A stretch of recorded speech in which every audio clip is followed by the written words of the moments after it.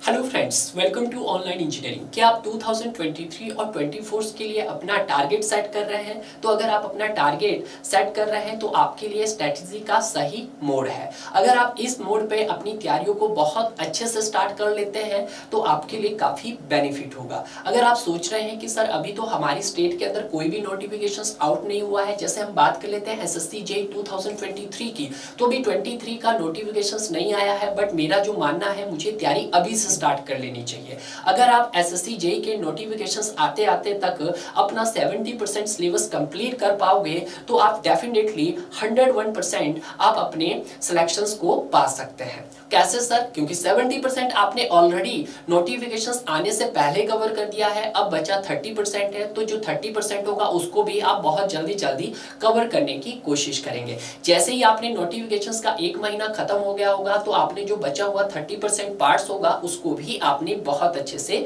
Cover कर लिया होगा। और जब बहुत अच्छे से कवर कर लिया होगा तो इसके बाद आपका रिवीजन का मोड रहता है। रिवीजन का मोड आपके किसी भी एग्जाम को क्रैक करने के लिए सबसे इंपॉर्टेंट है। आप चाहे जितना मर्जी स्टडी कर लो, बट अगर आपने अपने सब्जेक्ट को अच्छे से रिवीजन नहीं किया है तो मुझे नहीं लगता है कि आपका सिलेक्शन अच्छे से हो पाएगा। तो बेटर है जब तक कोई नोटिफिकेशन आउट नहीं होता है तब तक आप अपना सिलेबस कम से कम 70 to 80% फिनिश कर दीजिएगा। आज जो हम बात करेंगे आपके एक स्पेशल सीरीज में एक ऐसे सब्जेक्ट की बात करेंगे जहां पर इसका बहुत अच्छा खासा वेटेज रहता है। वो चाहे हम बात कर लेते हैं आपके एसएससी एग्जाम की, चाहे आरआरबी एग्जाम की, चाहे आपके किसी भी स्टेट एजेई एग्जाम की, तो यहां से डेफिनेटली आपको 10 to 15 क्वेश्चंस देखने को मिलते हैं अपने ऑब्जेक्टिव टाइप में। क्लियर है? तो यहाँ पे जो हम बात करेंगे अपने वो आरसीसी सब्जेक्ट की बात करेंगे। आरसीसी सब्जेक्ट में जो यहाँ पे हम जो कवर करेंगे वो आपके एसएससी जेईई के प्रीवियस क्वेश्चंस को कवर करेंगे। अब आप ये मान रहे होंगे कि सर एसएससी जेईई के प्रीवियस क्वेश्चंस तो हम खुद भी कर सकते हैं। जी हाँ, आप कैसे करते हैं ये हम भी जानते हैं, क्योंकि मेरा भी एक स्टेज गया था जब मैंने अपनी तैयारी स्टार्ट की थी। आप किस तरह से उस तैयारी को करना चाहते हैं ये मैं आपको सिखाना चाहता हूँ। क्योंकि आप क्या करते थे, क्वेश्चन करते थे, उसका आंसर याद कर लेते थे, अगर समझ नहीं आया तो चल दूसरा क्वेश्चन कर लेते। ऐसे क्या कर लेते थे आप 100 क्वेश्चंस आप विद इन 2 घंटे में कंप्लीट कर लेते थे। बट यहाँ पर हम ऐसा नहीं करेंगे। ऐसा तो नहीं है डियर कि क्या आपके जो सिलेबस था वो 2010 में अलग था और आज अलग है। नहीं है, सिलेबस वही है। वही कोडल प्रोविजन IS 456 2010 वाला स्टूडेंट भी पढ़ता था और आज जो 2021-22 में जो अपनी बीटेक पॉलिटेक कर रहा है वो आज भी पढ़ता है। तो क्या टॉपिक चेंज हुआ है? नहीं हुआ है, टॉपिक तो वही रहे हैं। तो आपके पास जो क्वेश्चन पूछने का जो तरीका होता है वो चेंज हो सकता है, बट जो टॉपिक है वो तो सेम है। तो यहाँ पे जो भी क्वेश्चंस आपको एसएससी जेईई के पीवाईक्यू सेशंस में पूछे गए होंगे उन सभी क्वेश्चंस को हम क्या करेंगे, अपने टॉपिक के साथ लिंक करेंगे। अब उस टॉपिक को लिंक करते हमें उन 10 इंपॉर्टेंट और चीजों को भी जानना है जो हो सकता है आपके आने वाले अपकमिंग ईयर्स में पूछी जा सकती है। तो बेटर होगा अगर आप इस सीरीज को कंटिन्यूअसली ऐसे ही जारी रखोगे तो आपका सिलेक्शन 101% होगा। और साथ में आपका यहाँ पे क्या हो रहा है, क्वेश्चंस भी कवर हो रहे हैं और साथ में आपका एक रिवीजन भी हो रहा है। तो आइए बात करते हैं आज के आप इस फर्स्ट सेशन की। इस सेशंस में हमारे पास जो क्वेश्चंस रहेंगे वो आपके पास 15 से 20 क्वेश्चंस रहेंगे और जो ड्यूरेशंस रहने वाला होगा 1 घंटा या आपके पास 70-75 मिनट्स का हो सकता है। तो आइए बात करते हैं अपने इस आज के सेशंस की। ये रहा आज का पहला क्वेश्चन आपकी स्क्रीन का। हम पहले से ही स्टार्ट कर रहे हैं आपके इंट्रोडक्टिव पार्ट से। इंट्रोडक्टिव पार्ट्स में जो हम कवर करेंगे और limit state and working stress method के आधार पर जितने भी बेसिक क्वेश्चंस एग्जामिनर ने पूछे हैं उन सभी क्वेश्चंस को यहाँ पर हम टारगेट करने वाले हैं। तो देखते हैं पहला क्वेश्चन क्या पूछा गया है। ये जो पहला क्वेश्चन आपको लग रहा होगा बहुत सारे स्टूडेंट को ये क्वेश्चन हलवा लगता है। क्लियर है? अगर मैं अभी इस क्वेश्चन को सॉल्व करना चाहूँ तो विद इन 10 सेकंड के अंदर सॉल्व कर सकता हूँ। क्लियर है? बट मुझे क्वेश्चन को सॉल्व नहीं करना है, क्वेश्चन से रिलेवेंट 10 ऐसे मोस्ट इंपॉर्टेंट पॉइंट्स को भी जानना है जो आपके एग्जाम के अंदर पूछे जा सकते हैं। क्लियर है? देखिएगा क्वेश्चंस क्या है। क्वेश्चंस में इन्होंने पूछा है आपसे कि द शेप ऑफ आइडियलाइज्ड, क्या बोल रहा है, ये शेप की बात कर रहा है किसी की कौन सी शेप की बात कर रहा है, idealised stress strain curve for concrete is prescribed by IS 456 2000 कि आपको बताना है अकॉर्डिंग टू IS 456 कि जो आपका स्ट्रेस स्ट्रेस कर्व कंक्रीट होता है वो किस तरह का होता है। क्या सर वो रेक्टेंगुलर होता है कि पैराबोलिक होता है, या रेक्टेंगुलर या पैराबोलिक दोनों होता है, या नन ऑफ दिस। अब आपके माइंड में फिर वही सवाल। सर सिंपल है, हम कर लेंगे। तो देखते हैं जरा इसका कंसेप्ट। तो यहाँ पे हम लिख लेते हैं पहले। क्लियर है कि जो आपके पास क्या होगा, स्ट्रेस स्ट्रेन कर्व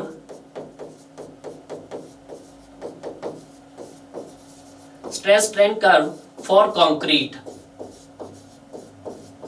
उसको मैं बनाने की भी कोशिश करूंगा। अगर मैं साथ साथ बनाऊंगा तो आपका कंसेप्ट क्लियर होगा। ठीक है, तो देखिएगा स्ट्रेस स्ट्रेन कर्व कंक्रीट आपका कैसा बनेगा। ये आपके पास वाई एक्सिस है, ठीक है, और ये आपके पास एक्स एक्सिस है। ठीक है, तो यहां पे जो आपके पास ये वाई एक्सिस है और ये एक्स एक्सिस है। वाई एक्सिस पे क्या आएगा आपका सर, स्ट्रेस आएगा, और एक्स एक्सिस पे क्या आएगा सर, आपका स्ट्रेन आएगा। अब जो स्ट्रेन की वैल्यू यहाँ पे लाई करती है वो 0 से लेकर आपके पास 0.0035 तक लाई करती है। तो यहाँ पर मैं लिख देता हूँ, ये जो वैल्यूज यहाँ पे होगी वो 0.002, और यहाँ पे जो वैल्यूज आपके पास लास्ट वैल्यू है वो 0.0035 होगी।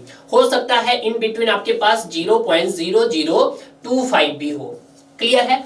अगर यही वैल्यू मैं परसेंटेज में लिखना चाहूं तो 0.002 को मैं परसेंटेज में कैसे लिख सकता हूं सर, 0.02% लिख सकता हूं। ठीक है, क्लियर है। तो इसका अगर मैं बात करता हूं, आपके पास जो कंक्रीट का जो कर्व बनेगा वो कैसा बनेगा सर, आपके पास 0.002 तक, अगर मैं बात करता हूं इसकी 0.002 तक की इसके कर्व की बात करते हैं हम पहले, और बाद में बात करेंगे इसके 0.0035 तक की बात करेंगे यहां पर। ठीक है, तो देखिएगा 0.002 तक वो कैसा रहेगा सर, आपका पैराबोला रहेगा। तो कुछ पैराबोला मैं इस तरह से बना देता हूं, और 0.002 से लेकर 0.0035 तक कैसा रहेगा सर, आपके पास सर कांस्टेंट रहेगा। कैसा रहेगा आपके पास, कांस्टेंट रहेगा। तो देखिएगा कांस्टेंट भी आप दिखा सकते हैं, ये रहेगा सर कांस्टेंट रहेगा आपके पास। ठीक है, यानी कि तो पहला तो क्वेश्चन आपके पास यही मिल गया है कि जो आपका stress strain curve for concrete है वो 0.002 तक कैसा रहेगा सर, पैराबोला रहेगा। तो इस पैराबोला को मैं क्या लिख सकता हूं सर, सेकंड डिग्री लिख सकता हूं। क्या लिख सकता हूं सर, इसको मैं सेकंड डिग्री लिख सकता हूं। और उसके बाद 0.002 से लेकर 0.0035 तक कैसा हो सकता है सर मेरे पास, वो लीनियर हो सकता है। लीनियर को आप कांस्टेंट भी लिख सकते हैं। कांस्टेंट के अलावा आप इसको क्या बोल सकते हैं, रेक्टेंगुलर भी बोल सकते हैं। क्या बोल सकते हैं, रेक्टेंगुलर भी बोल सकते हैं। क्लियर है, ये कंसेप्ट क्लियर हुआ है। तो यहां पे फर्स्ट इंपॉर्टेंट पॉइंट आ गया आपके पास कि जो आपके पास द स्ट्रेस स्ट्रेन कर्व जो होगा वो आपके पास कैसा होगा सर, पैराबोलिक होगा, पैराबोलिक एंड लीनियर होगा। पैराबोलिक होगा एंड आपके पास लीनियर होगा। इसी को मैं क्या लिख सकता हूं सर, इसी को लिख सकता हूं मैं सेकंड डिग्री होगा, एंड आपके पास लीनियर की जगह मैं क्या लिख सकता हूं सर, कांस्टेंट भी हो सकता है। ये भी ऑप्शन में हो सकता है। तीसरा मैं इसको क्या लिख सकता हूं सर, ये आपके पास सेकंड डिग्री भी हो सकता है, एंड आपके पास पैराबोला भी हो सकता है, पैराबोला भी हो सकता है। ठीक है, ये बात याद रखना है, ये लिखने का तरीका है इसको। और यहां इसको लिख सकता हूं मैं पैराबोलिक भी हो सकता है, एंड आपके पास रेक्टेंगुलर भी हो सकता है, और इसका अपोजिट भी हो सकता है। इसी का क्या दे सकता हो, उल्टा भी दे सकता है। तो यहां तो क्वेश्चंस में बोला है कि कैसे होगा सर, रेक्टेंगुलर होगा, नहीं होगा सर। पैराबोला होगा सर, नहीं होगा सर। तो कैसे होगा, रेक्टेंगुलर एंड पैराबोला होगा। तो यहां पर ये तो आपके पास सिंपल क्वेश्चन था, इसको और ज्यादा टफ कैसे बनाया जा सकता, तो ये पॉइंट यहां पर नोट कीजिएगा। नोट पॉइंट क्या है, the stress strain curve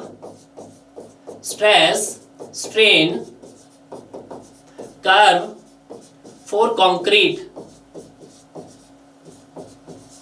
concrete is parabolic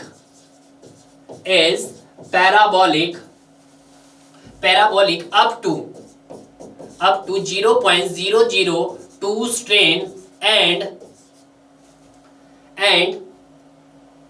0.0035 up to rectangular।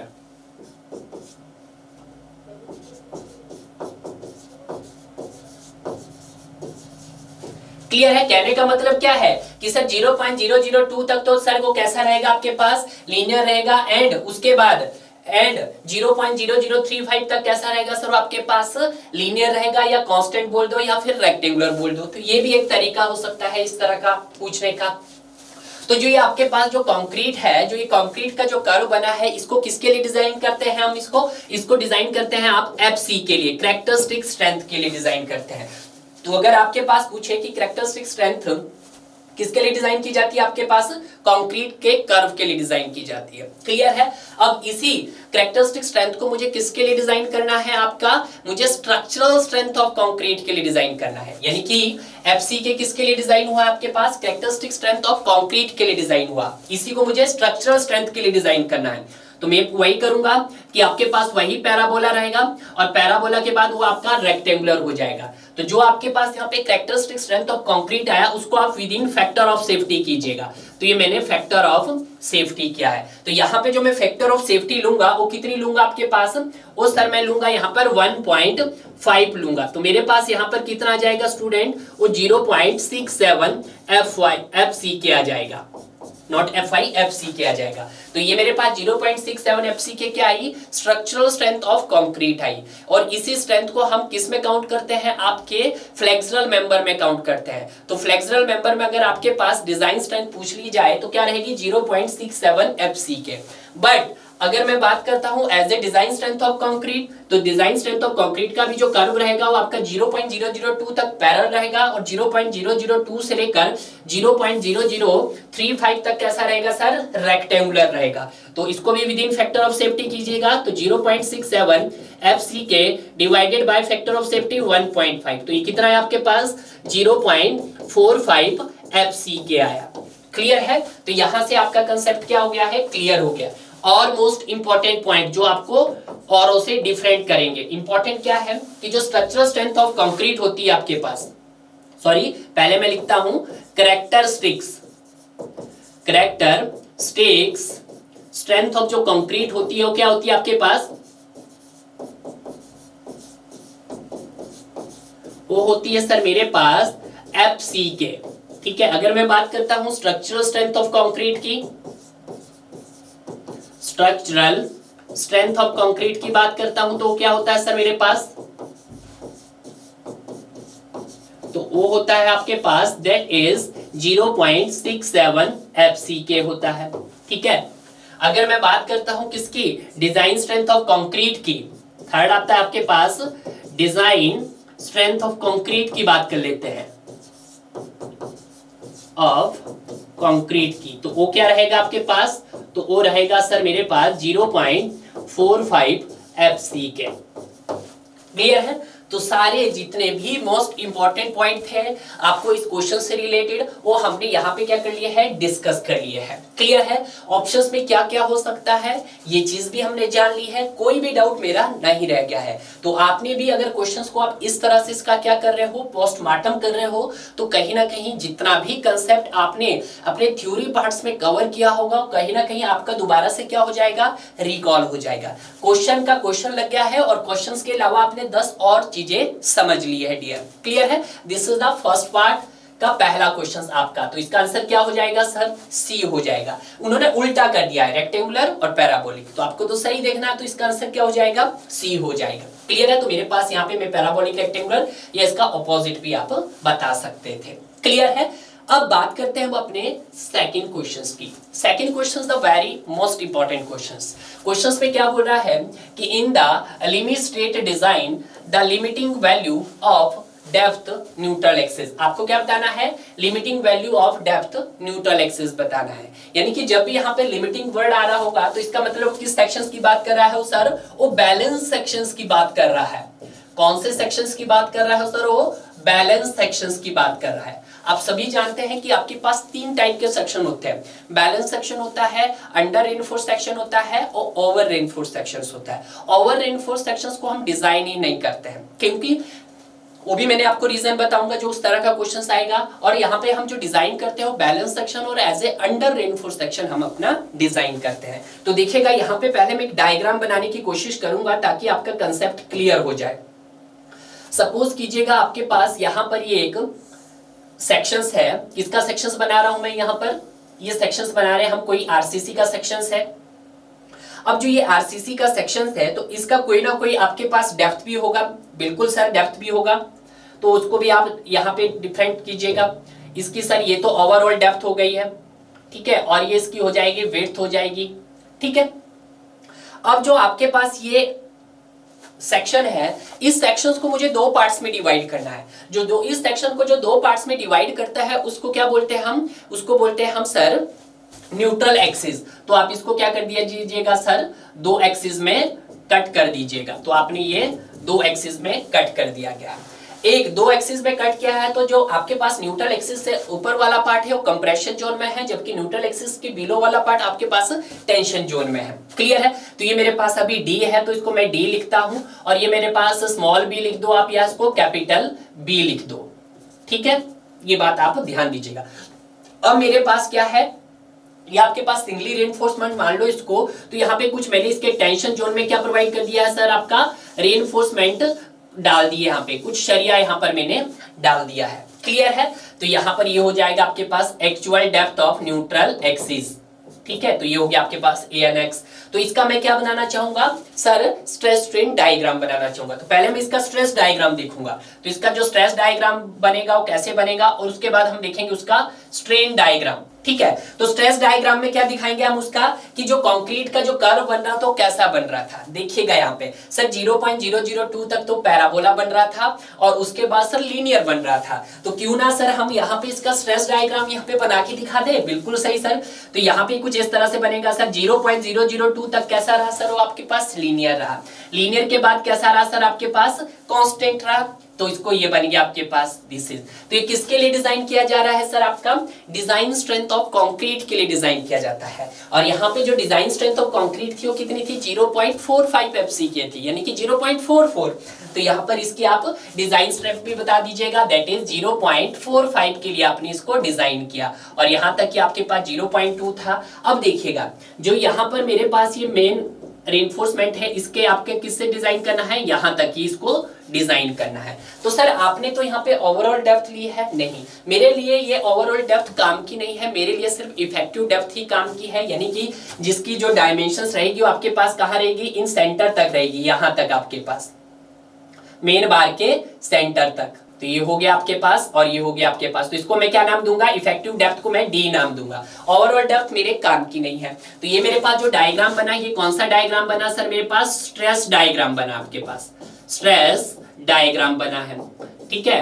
तो स्ट्रेस डायग्राम में आपने क्या दिखाया है कि सर ये आपके 0.002 तक तो लीनियर रहेगा, उसके बाद पैराबोलिक रहेगा। क्लियर है? या सॉरी 0.002 तक पैराबोला रहेगा, उसके बाद वो आपके पास कैसा रहेगा, कांस्टेंट रहेगा। अब यहाँ पर हम स्ट्रेन डायग्राम की बात कर लेते हैं। किसकी बात कर लेते हैं, स्ट्रेन डायग्राम की बात कर लेते हैं। तो जो स्ट्रेन डायग्राम रहेगा वो आपके पास लीनियर रहेगा। कैसे रहेगा, क्योंकि आपने पहला अजम्पशन तो पढ़ा होगा, the plane section before remain same after bending, कि जैसे आपका प्लेन सेक्शन पहले था, कोई आपके पास एक सेक्शन है, जब मैं उसके ऊपर लोड लगाऊंगा तो क्या करेगा, वो बेंड करेगा। बट जो उसका प्लेन सेक्शन है वो अभी भी कैसा था, वो ऐसा था, बट वो इंक्लाइंड हुआ, बट सेक्शन कैसा रहा, वो आपका प्लेन रहा। तो इसका मतलब क्या है कि जो आपका स्ट्रेन डिस्ट्रीब्यूशन बनता है वो कैसा बनता है सर, वो लीनियर बनता है। तो उसको हम लीनियर यहाँ पे दिखा देते हैं सर, ये लीनियर बनता है आपके पास कुछ इस तरह से, ये बन गया आपके पास लीनियर, ठीक है। तो यहाँ पर जो आपके पास आउटर मोस्ट जोन में जो आपका कंप्रेशन फाइबर होगा वो कितना होगा, 0.0035 होगा,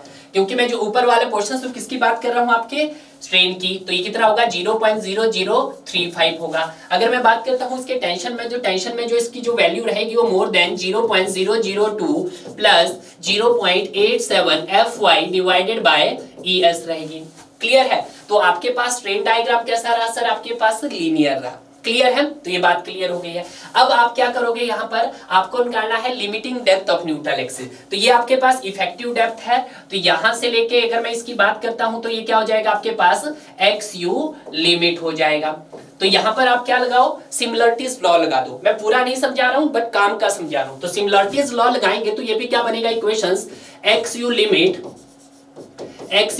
डिवाइडेड बाय क्या कर दीजिएगा, D is equal to 0.0035 divided by 0.005 plus 0.87 FY divided by ES। ये वाला तो आपको याद रखना ही रखना है, याद रखना हमेशा, ठीक है, ये वाला। अब यहाँ पे क्या करना कि जो आपके पास सर ES आया, ES की वैल्यू कितनी है सर हमारे पास 2 × 10⁵ है। तो पुट कीजिएगा यहाँ पर। तो पुट करने के बाद आपके पास क्या रिलेशन बन जाएगा, XU limit divided by D is equal to, इसको जब आप 2 से मल्टीप्लाई करोगे ऊपर तो क्या बनेगा 700। अब आप 0.005 से करोगे तो क्या बनेगा सर 1100। तो 1100 प्लस 0.87 FY। तो ये वाले भी इक्वेशंस आपको क्या रखनी है, लर्न रखनी है। दोनों ही इक्वेशंस काम की है। कभी कभी क्या हो सकता है, वो अपनी मर्जी से यहाँ पर ग्रेड ऑफ स्टील दे सकता है। FI मतलब ग्रेड ऑफ स्टील। वो आपके पास 250 दे सकता है, 415 दे सकता है, 500 दे सकता है। तो उसके लिए तो आप याद भी कर लो, मैं 550 के लिए भी आपको याद करवा दूं।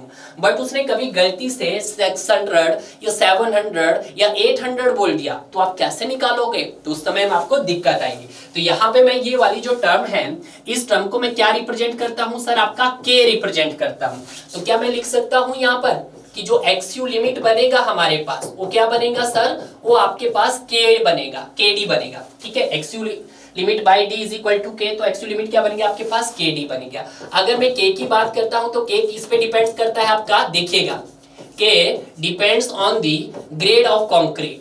किस पे, ग्रेड ऑफ कंक्रीट पे नहीं भाई, ग्रेड ऑफ स्टील पे। तो आपको यहाँ पे दिखाई भी दे रहा है ग्रेड ऑफ स्टील बोले FY। अब देखिएगा K की वैल्यू दिखनी है आपके पास FE 250 के लिए क्या होगी सर, FE 250 जब आप पुट करोगे यहाँ पर तो कितना आएगा सॉल्व करके, तो ये आ जाएगा 0.53 D आ जाएगा। उसी तरह से आप FE 415 के लिए पुट करोगे तो कितना आएगा सर 0.48 D आ जाएगा। उसी तरह से FE 500 के लिए जब हम पुट करेंगे तो कितना आएगा सर 0.46 D आएगा। मैंने यहाँ पे आपके पास FE 550 के लिए भी दे दिया तो 0.44 D आएगा। ठीक है, तो यहाँ पे जो फाइनल रिलेशंस मेरे पास बन सकता है लिमिट, वो क्या बन सकता है 0.53 D बन सकता है, 0.48 D बन सकता है। यहाँ पे ये D अभी हटा दीजिएगा। ठीक है, ये D आपके काम के नहीं, क्योंकि मैं भी इसको K की ही वैल्यू मैंने आपके पास फाइंड आउट की। तो यहाँ पर आप लिख सकते हैं 0.46 D, 0.44 D और 0.43 D। सॉरी, बस इतना ही है, नेक्स्ट तो आप नहीं करेंगे। ये आ गया आपके पास। तो ये सब की वैल्यू हो गई हमारे पास। किस किस की वैल्यू हो गई सर, आपके पास ये FE 250 के लिए क्या दिया हमने, और ये किसके लिए सर आपके पास FE 415 के लिए। किसके लिए सर 415 के लिए, ये आपके पास FE 500 के लिए है, और ये आपके पास FE 550 के लिए। क्लियर है, तो यहां से आपने क्या निकाल दिया, अपना XU लिमिट फाइंड आउट कर दिया है। क्या इस क्वेश्चन में उसने दिया है ग्रेड ऑफ कंक्रीट कि किस ग्रेड के लिए आपको निकालना है, नहीं दिया है। तो देखिएगा 0.43 D है, किसके लिए सर नहीं है, क्योंकि ग्रेड ही मेंशन नहीं। अगर हो सकता अगर कुछ ग्रेड देता तो मैं देखता, चेक करता कि आया इतना या नहीं आया। सर 0.48 है सर, हाँ सर बिल्कुल है, ये तो हमने कैलकुलेट किया है। किसके लिए सर 415 के लिए है। तो यहाँ पे ये तो सर आपके पास FE 415 के लिए है। दूसरा देखते हैं सर 0.45 है, किसके लिए सर 0.45 तो नहीं है, किसके लिए, तो इसको भी देख लीजिएगा हमने, क्योंकि हमने यहाँ पे सर किसके लिए देखा था 550 के लिए देखा था, जो कितना आया था 0.44 आया था। सर क्या 0.53 D है, सर 0.53 बिल्कुल है सर, किसके लिए है, माइल्ड स्टील के लिए है, यानी कि 250 के लिए है। तो ये भी है सर आपके पास किसके लिए, माइल्ड स्टील के लिए है। माइल्ड स्टील को आप क्या बोल सकते हैं, FE 250 बोल सकते हैं। क्लियर है, तो यहाँ पे आंसर क्या हुआ है।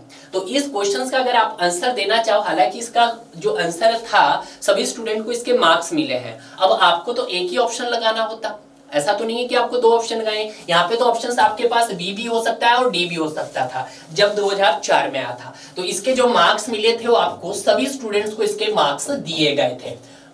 ठीक है, कॉमन क्वेश्चन था ये आपके पास। ठीक है, तो इसका मार्क्स तो सभी को मिला भाई, आपको 1 मार्क्स। ठीक है, तो ये बात ध्यान रखिएगा। तो कंसेप्ट क्लियर, आपका सारा डाटा यहाँ पर क्लियर हो गया है। अब यहाँ पे बात करते हैं हम अपने थर्ड क्वेश्चन की।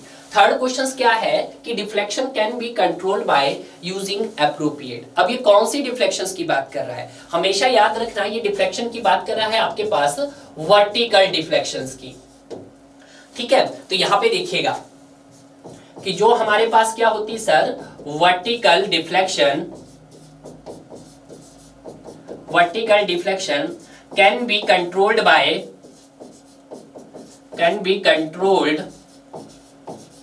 Can be controlled by span to depth ratio. Span to depth ratio, कैसे इनको कंट्रोल किया जाता है? स्पैन टू डेप्थ रेशो से कंट्रोल किया जाता है। स्पैन टू डेप्थ रेशो से किया जाता है, ठीक है। जो क्या होता है आपके पास, जो ग्रेटर होना चाहिए आपकी basic value of the span से, जो ग्रेटर होना चाहिए आपका, ग्रेटर दी बेसिक वैल्यू, ठीक है। तो देखिएगा यहाँ पे कि जो वर्टिकल डिफ्लेक्शन जो आपका कंट्रोल किया जाएगा वो स्पैन टू डेप्थ रेशो से कंट्रोल किया जाएगा। तो आंसर तो आपको मिल गया है सर कि स्पैन टू डेप्थ रेशो से कंट्रोल किया जाएगा, ठीक है। तो यहाँ पे देखिएगा कुछ जो काफी इंपॉर्टेंट है कि जो बेसिक वैल्यू ऑफ स्पैन आपकी होगी, यहाँ पे हम लिख सकते हैं बेसिक वैल्यू ऑफ स्पैन, ये चीज आप लिख दीजिए, ठीक है। तो यहाँ पे जो हमारा पास जो बेसिक वैल्यू ऑफ स्पैन होगा वो क्या होगा, और यहाँ पर जो आपके पास span to depth ratio, span to depth ratio बोले तो L/D। अब ये जो D है ये सर कौन सा D है, ओवरऑल डेप्थ है या इफेक्टिव डेप्थ है? तो ये जो D हम बात करेंगे आपके, ये इफेक्टिव डेप्थ की बात करेंगे। कौन से डेप्थ की बात की जा रही है? इफेक्टिव डेप्थ की बात की जा रही है, क्लियर है। इफेक्टिव डेप्थ, तो बेसिक वैल्यू ऑफ स्पैन के लिए आपको सबसे पहले कैंटिलीवर बीम, कैंटिलीवर बीम के लिए जो आपके पास स्पैन टू डेप्थ रेशो रहेगा वो कितना रहेगा सर? 7 रहेगा। और अगर मैं बात करता हूं किसकी, simply supported beam, simply supported beam के लिए, तो सिंपली सपोर्टेड बीम के लिए कितना रहेगा आपके पास? 20 रहेगा। उसी तरह से कॉन्टिन्यूअस बीम, तो कॉन्टिन्यूअस बीम के केस में ये वैल्यू कितनी रहेगी सर? 26 रहेगी, ठीक है। तो basic value of the span में जो आपके पास L/D का जो रेशो रहेगा वो कैंटिलीवर के लिए 7 रहेगा, सिंपली सपोर्टेड बीम्स के लिए 20 रहेगा, जबकि कॉन्टिन्यूअस बीम के लिए 26 रहेगा। ये तभी पॉसिबल है जब आपका span length less than 10 meter है। ये कब पॉसिबल है सर? ये तभी पॉसिबल है कि अगर आपका जो स्पैन लेंथ है, स्पैन लेंथ है, यानी क्या लिख सकते हैं, अगर आपका स्पैन क्या हो? लेस देन 10 मीटर हो। स्पैन मतलब ही आपके पास लेंथ हो 10 मीटर हो। अगर क्या हुआ आपके पास, if span is more than, अगर आपका स्पैन क्या हो? मोर देन 10 मीटर हो, तो उस कंडीशन में क्या करेंगे कि जो भी आपकी बेसिक वैल्यू होगी, बेसिक वैल्यू होगी उसको क्या करेंगे? बेसिक वैल्यू को आप, basic value is multiplied by 10 by span, तो उसको आपको 10 बाई स्पैन से क्या करना पड़ेगा? मल्टीप्लाई करना पड़ेगा, क्लियर है। तो देखिएगा अगर आपका स्पैन 10 मीटर तक है तो आपके पास सेम रहेगी, कैंटिलीवर बीम के लिए 7 रहेगी, सिंपली सपोर्टेड के लिए 20 रहेगी, कॉन्टिन्यूअस बीम के लिए 26 रहेगी। अगर स्पैन लेंथ उसने 10 से ज्यादा बोला तो आपके पास जो ये बेसिक वैल्यू है 7 मल्टीप्लाई बाई क्या करना पड़ेगा आपको? 10 बाई स्पैन करना पड़ेगा, क्लियर है। तो इस तरह से आपके पास क्या निकल जाएगी? अबाउट 10 मीटर के लिए आपका span to depth ratio calculate कर सकते हैं हम, क्लियर है। तो ये कंसेप्ट आपका यहाँ पर क्लियर हो गया होगा। आगे अगर हम बात करते हैं सर, ये तो आपका हो गया सर हमारे पास सी, वाटर सीमेंट रेशो, ये आपको यहाँ पे भी नहीं देखना है, कंक्रीट का पार्ट है। अब यहाँ पे देखते हैं सर एस्पेक्ट रेशो और मॉड्यूलर रेशो, वेरी इंपॉर्टेंट है। तो यहाँ पे हम सबसे पहले किसकी बात करेंगे? आपके एस्पेक्ट रेशो की बात करेंगे। तो एस्पेक्ट रेशो आपके पास कुछ भी नहीं है, बिल्कुल देखिएगा ये आपके पास एक स्क्रीन दिखाई दे रही है। अब आपको इस स्क्रीन की क्या दिखा रही है सर? हाइट भी दिखाई दे रही है और आपको इसकी विड्थ भी दिखा रही है। तो अगर मैं बात करता हूं कि एस्पेक्ट रेशो क्या होता है सर, तो एस्पेक्ट रेशो आपके पास it is the ratio of width to the height of image, या मैं बोल सकता हूं width to the height of screen बोल सकता हूं, ठीक है। तो आप एस्पेक्ट रेशो को लिख सकते हैं it is the ratio of, it is the ratio of width to the height of image, height of image, image बोलो आप, या फिर इसको क्या बोल सकते हैं? स्क्रीन भी बोल सकते हैं, क्लियर है। इसको आप एस्पेक्ट रेशो बोल सकते हैं। एस्पेक्ट रेशो के बाद आता है मॉड्यूलर रेशोस, तो इसको भी आप देख लेते हैं यहाँ पे मॉड्यूलर रेशो को भी, मॉड्यूलर रेशो ही है, यस सर। तो मॉड्यूलर रेशोस को अगर मैं बात करता हूं तो इसको किससे रिप्रेजेंट किया जाता है सर, एम से। तो it is the ratio of, किस किस की रेशो है ये आपके पास, modulus of elasticity of steel to the modulus of elasticity of concrete. ठीक है, तो ये किसका है मॉडुलर रेशो, किस किस का रेशो है आपका, elasticity of steel to the elasticity of concrete का रेशो है। ठीक है, तो यहां पर मैं बात करता हूं m is equal to elasticity of steel to the elasticity of concrete. Elasticity of steel कितना है आपके पास, ये फिक्स होता है 2 × 10⁻⁵, और इलास्टिसिटी ऑफ कंक्रीट क्या होता है आपके पास, तो ये होता है 5000 रूट ऑफ FCK होता है। ये इस टर्म को आप क्या बोलते हैं, शॉर्ट टर्म मॉडुलस है आपके पास। कैसा है सर ये आपके पास, शॉर्ट टर्म है। अगर मैं लॉन्ग टर्म की बात करता हूं तो m इज इक्वल टू आपके सेम वही है ES/EC, elasticity of steel to the elasticity of concrete is equal to आपके पास सेम ही रहेगा 2 × 10⁵। तो आप लिख सकते हैं 2 × 10⁵ divided by 5000 root of FCK। ठीक है, इनटू इसको क्या कर दीजिएगा 1 + थीटा से मल्टीप्लाई कीजिएगा। तो ये आपके पास किस तरह का मॉडुलस रेशो हुआ आपके पास, ये लॉन्ग टर्म हुआ आपके पास। ठीक है, लॉन्ग टर्म हुआ, बट ये किस कंडीशंस में हुआ आपके पास, दैट इज LSM में हुआ। क्लियर है। अब हम बात करेंगे वर्किंग स्ट्रेस में। तो वर्किंग स्ट्रेस में क्या रहेगा वो देखिएगा। तो in case of working stress में जो आपका मोल्डर रेशो रहता है वो आपके पास क्या रहता है, आपके पास यहाँ तो लिमिट स्टेट में देख लिया है, modulus of elasticity of steel to the modulus of elasticity of concrete क्या रहेगा आपके पास, ये रहेगा sir 280/3 sigma CBC। Sigma CBC क्या है, permissible stress in concrete in bendings. ठीक है, तो ये हो जाएगा आपके पास किसमें, WSM में हो जाएगा। ठीक है, तो यहां से आपका ये कंसेप्ट भी क्लियर हो गया है। जितने आपके पास यहाँ पे इंपॉर्टेंट पॉइंट्स थे उसको हमने देख लिया है। यहाँ पे जो डिफ्लेक्शन किससे कंट्रोल की जाती है, स्पैन टू डेप्थ रेशियो से कंट्रोल की जाती है। कौन सा डेप्थ लिया जाता है सर, इफेक्टिव डेप्थ लिया जाता है। और जो आपके पास basic value of the span होती है वो कैंटिलीवर बीम के लिए 7, सिंपली सपोर्टेड के लिए 20, कॉन्टिन्यूअस बीम के लिए 26। अगर आपका स्पैन 10 मीटर से छोटा है, अगर 10 मीटर से बड़ा है तो जो भी आपके पास ये बेसिक वैल्यू है, बेसिक वैल्यूज को क्या करना पड़ेगा, मल्टीप्लाई करना पड़ेगा, 10 बाई स्पैन से मल्टीप्लाई करना पड़ेगा। ठीक है, मोल्डर रेशो क्या होता है, it is the ratio of elasticity of steel to the elasticity of concrete होता है। क्लियर है। तो अगर हम बात करते हैं इलास्टिसिटी ऑफ स्टील तो कितना रहता है 2 × 10⁵, और इलास्टिसिटी ऑफ कंक्रीट कितना रहता है आपके पास 5000 रूट ऑफ FCK। तो ये आया आपका short term modular. Long term modular में क्या हो जाएगा, उसको सिर्फ आपने मल्टीप्लाई कर देना है 1 + थीटा से। थीटा क्या है यहाँ पर आपके पास, क्रीप कोफिशिएंट है, तो इसको भी लिख दीजिएगा आप, दैट इज क्रीप कोफिशिएंट है। क्या है आपके पास, क्रीप कोफिशिएंट है। क्लियर है। तो यहाँ पे आपको इस क्वेश्चन का आंसर भी मिल गया है। अब यहाँ पे बात करते हैं हम अपने नेक्स्ट क्वेश्चंस की। नेक्स्ट क्वेश्चंस क्या है, in the limit state design of concrete the strain distribution is assume, कि जो आप क्या बनाते हो लिमिट स्टेट मेथड में जो कंक्रीट स्ट्रक्चर होता है उसका जो स्ट्रेन डिस्ट्रीब्यूशन कैसा होता है। तो देखिएगा यहाँ पर मैंने बताया था आपके पास स्ट्रेन डिस्ट्रीब्यूशन कैसा था आपके पास सर, ये लीनियर था। तो ये आपके पास कैसा था, लीनियर था। तो यहाँ पर हम दोनों ही बता देते हैं आपके पास, स्ट्रेन डिस्ट्रीब्यूशन भी और आपके पास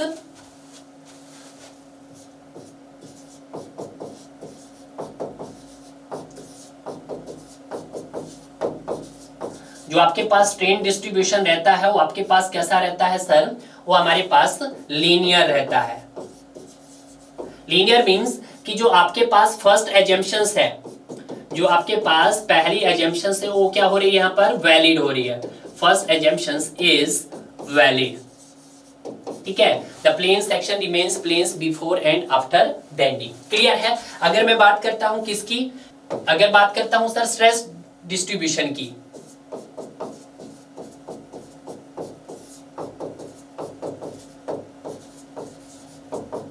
तो उसमें क्या था सर, वो आपके पास सर 0.002 तक को क्या रहता है, अप टू तक क्या रहता है सर आपके पास वो लीनियर रहता है।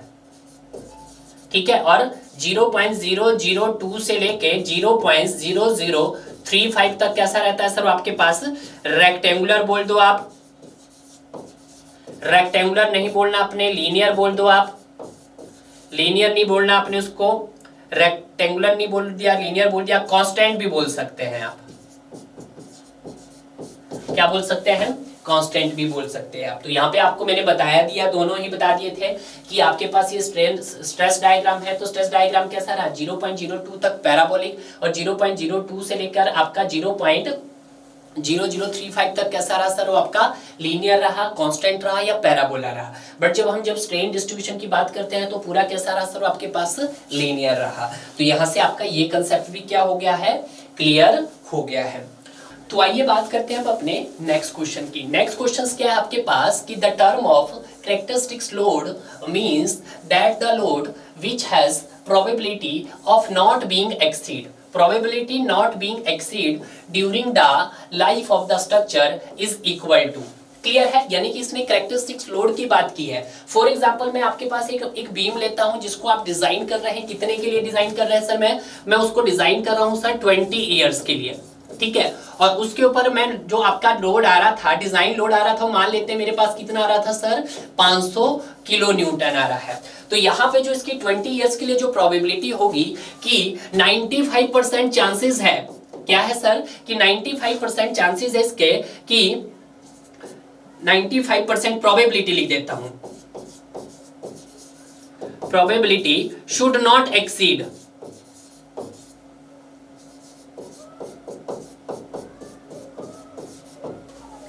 और 5% चांसेस है इसके कि शुड एक्सीड। क्यों क्या कर सकता है आपका? एक्सीड कर सकता है। कहने का मतलब क्या है कि जो आपने ये बीम यहाँ पर डिजाइन किया है 500 किलो न्यूटन के लिए, तो यहाँ पे जो आपके पास 95% प्रोबेबिलिटी है इस लोड की कि वो क्या कर सकता है?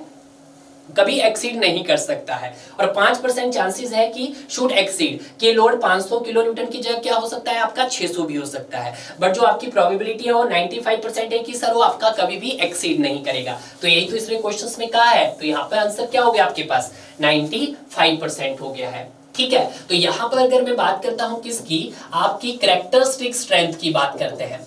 कैरेक्टरिस्टिक्स स्ट्रेंथ की बात करते हैं। तो जो कैरेक्टरिस्टिक स्ट्रेंथ होते हैं उसके दो थिंग्स होते हैं।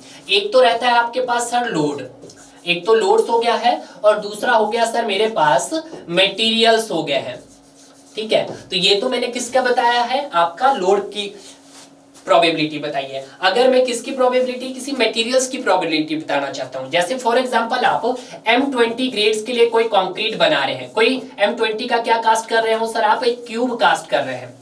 तो इस क्यूब में से आप कितने कास्ट करेंगे सर? आप टोटल 100 क्यूब कास्ट करेंगे।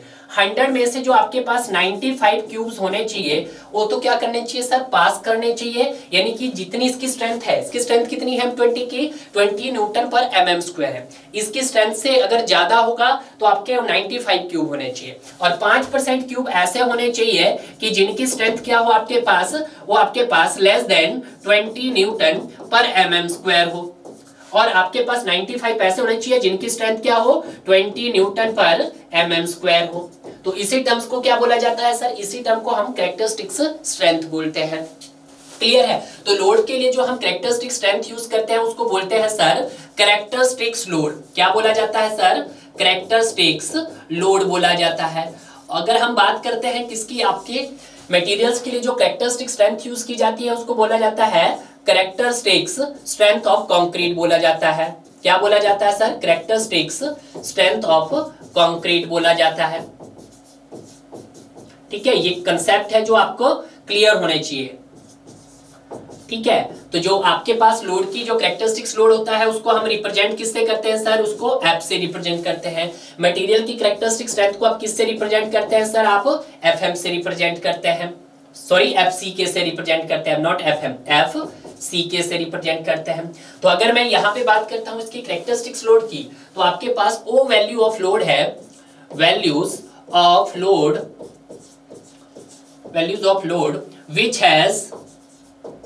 which has 95% probability not exceed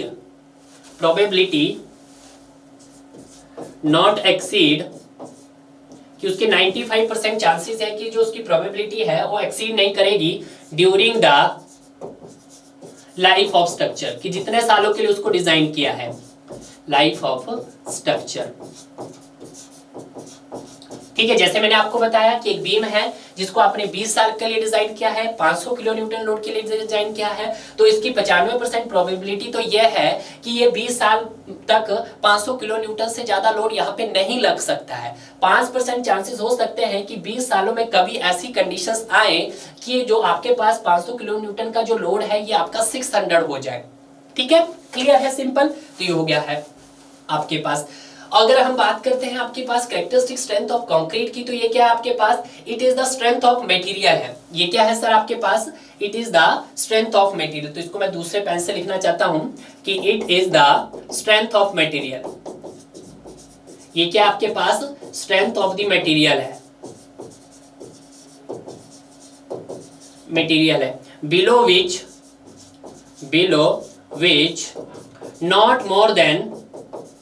not more than 5% test results are expected to fail।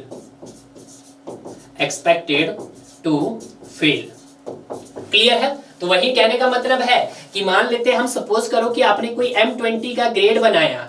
M20 के लिए आपके पास कितने क्यूब कास्ट किए सर, 100 क्यूब कास्ट किए। 100 क्यूब में से आपके पास 95 क्यूब ऐसे होने चाहिए, यानी कि 95% बोलो या 95 क्यूब ऐसे होने चाहिए जिनकी स्ट्रेंथ क्या हो, 20 और 20 से ज्यादा हो, और 5% क्यूब ऐसे होने चाहिए जिनकी स्ट्रेंथ क्या हो, आपके पास 20 से कम हो। क्लियर है। उसी तरह से M30 के लिए डिजाइन करोगे, कोई आपने 100 क्यूब्स लिए तो उसमें से आपके क्या होगा, 100 क्यूब में से 95 क्यूब ऐसे होने चाहिए जिनकी स्ट्रेंथ 30 और 30 से ज्यादा हो, और 5% क्यूब ऐसे होने चाहिए जिनकी स्ट्रेंथ आपके पास लेस देन 30 हो। This is the term of आपके पास characteristics load and characteristic strength of concrete. अगर मैं इन दोनों के डायग्राम यहां पे बना के दिखा दूं तो ज्यादा बेटर हो जाएगा। डायग्राम भी समझ लीजिएगा, हालांकि वैसे तो क्वेश्चंस आएंगे आगे तो वहां पे भी हम इनको करने की कोशिश करेंगे, बट कोई बात नहीं। यहाँ पे आ गया तो यहीं पे देख लेते हैं। पहले हम किसका देख लेते हैं, यहाँ पे देख लेते हैं, लोड का देख लेते हैं डायग्राम। तो लोड का डायग्राम कुछ इस तरह से बनेगा आपके पास, ठीक है। और स्ट्रेंथ उस मटेरियल का कैसे बनेगा सर, कुछ इस तरह से बनेगा, ठीक है। किस किस के बीच में ग्राफ बनता है, अगर मैं बात कर रहा हूं किसकी, अभी स्ट्रेंथ की बात कर रहा हूं, तो स्ट्रेंथ में ये फ्रीक्वेंसी वर्सेस स्ट्रेंथ के बीच में ग्राफ बनेगा। फ्रीक्वेंसी वर्सेस स्ट्रेंथ के बीच में ग्राफ बनेगा। अगर मैं कैरेक्टरिस्टिक्स लोड की बात करूंगा तो किस किस के बीच में बनेगा सर, ये फ्रीक्वेंसी वर्सेस आपका लोड के बीच में ग्राफ बनेगा, ठीक है। तो ये किस तरह से ग्राफ बनेगा आपके पास, कुछ इस तरह से ग्राफ बनेगा आपके पास, इस तरह से ग्राफ बनेंगे, इस तरह से ग्राफ बनेंगे, ठीक है। यहां से तो आपकी लाइफ क्यूब बनाने स्टार्ट हुए, तो इसमें से 5% क्यूब ऐसे होंगे जो आपके एक्सपेक्टेड टू फेल होंगे, और इधर 5% आपका रिजल्ट लोड ऐसा होगा जो आपका एक्सीड किया होगा। क्लियर है। तो ये आपके पास यहाँ पे पीक पोर्शन दिखाई दे रहा हो तो इसी को हम क्या बोलते हैं, इसको आप टारगेट मीन स्ट्रेंथ बोलते हैं। तो ये क्या है आपके पास, FM है। FM बोले तो टारगेट मीन स्ट्रेंथ है। तो यहाँ पे जो इसके बीच का जो डिस्टेंस है वो कितना है सर आपके पास, 1.65 स्टैंडर्ड डेविएशंस है, ठीक है। ये बात याद रखना। और यहाँ पे भी जो आपका इसका यहाँ पे डिस्टेंस है वो कितना है सर आपके पास, 1.65 स्टैंडर्ड डेविएशंस है। क्लियर है। तो ये चीजें भी आपको क्या हो जानी चाहिए, यहाँ पर क्लियर हो जानी चाहिए। और इनके बीच के डिस्टेंस को हम क्या बोलते हैं, जो ये पूरा आपको ग्राफ बन रहा है, यानी कि इनको बोला जाता है कॉन्फिडेंस लिमिट बोला जाता है। क्या बोला जाता है सर इसको, कॉन्फिडेंस लिमिट। तो यहाँ पे लिख देता हूं मैं, कॉन्फिडेंस लिमिट बोल देता हूं, ठीक है। और अगर मैं यहां से क्या निकालना चाहूं, अब मैं यहां से सर अपना कैरेक्टरिस्टिक्स लोड निकालना चाहूं तो F, तो कैरेक्टरिस्टिक्स लोड में क्या हो जाएगा आपके पास, FM में से हम क्या माइनस करेंगे, 1.65। क्लियर है। तो आपके पास क्या आ जाएगा, कैरेक्टरिस्टिक्स प्लस होगा, क्योंकि यहाँ पे आपका target mean strength FM plus 1.65, तो ये हो जाएगा FM plus 1.65 standard deviation. But जब हम बात करेंगे कैरेक्टरिस्टिक स्ट्रेंथ की तो यहाँ पर क्या होगा, माइनस होगा। तो FC K is equal to FM minus आपके पास 1.65 स्टैंडर्ड डेविएशन। तो ये क्या है आपके पास, दो लिमिट आई। इन्हीं लिमिट्स को हम क्या बोलते हैं, कॉन्फिडेंस लिमिट। कॉन्फिडेंस लिमिट क्या आई आपके पास, FM प्लस 1.65 स्टैंडर्ड डेविएशन, और दूसरी आई FC K is equal to FM minus 1.65 standard deviations. Clear है? तो ये कंसेप्ट भी आपको यहाँ पर क्लियर हो गया होगा। तो राइट आंसर क्या आ गया आपके पास? बी इसका राइट आंसर आ गया है। क्लियर है? मूव करते हैं अब अपने नेक्स्ट क्वेश्चन में। नेक्स्ट क्वेश्चन क्या है कि for the reinforce concrete member totally immerse in sea water. क्या बोल रहा है वो कि टोटली इमर्ज है आपके सी वाटर्स में। The additional cover thickness recommended by code. तो वहां पे जो हम कवर्स प्रोवाइड करते हैं जिसको आप नॉमिनल कवर बोलते हैं, नॉमिनल कवर उसको हम एज ए कोड की स्टडी में बोलते हैं, उसी को हम क्लियर कवर बोलते हैं, आपके साइट्स के अंदर बोलते हैं। क्यों हम प्रोवाइड करते हैं? To protection of the reinforcement, ठीक है, ताकि आपका जो रेनफोर्समेंट का जो एडिशनल पार्ट्स बाहर निकला होता है वो किससे बचे? आपके कोरोजन से बचे। क्लियर है? तो यहाँ पे देखिएगा, तो सबसे पहले मैं यहाँ पे कंडीशंस बताता हूँ आपके पास कि कौन कौन सी कंडीशंस रहती है सर। और कंडीशंस के अलावा क्या हो जाएगा आपके पास? कंडीशंस के अलावा आपके पास हो जाएगा यहाँ पे कवर, और कवर के अलावा मैं यहाँ पर मिनिमम ग्रेड भी आपको बता देता हूँ कि कम से कम ग्रेड आप क्या रखेंगे। कंडीशंस में सबसे पहले हम माइल्ड कंडीशंस की बात करते हैं।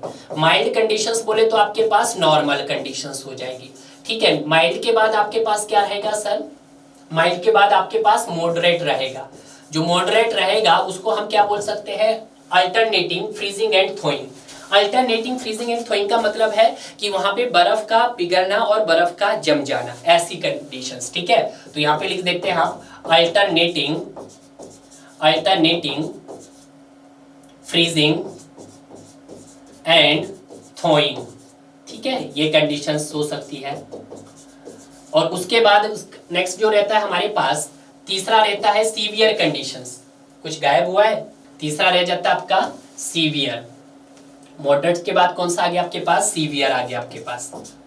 सीवियर कंडीशंस में कौन सी कंडीशन आती है? Emerge in sea water. ऐसी बॉडी जो आपके इमर्ज्ड हो किसमें? आपके सी वाटर्स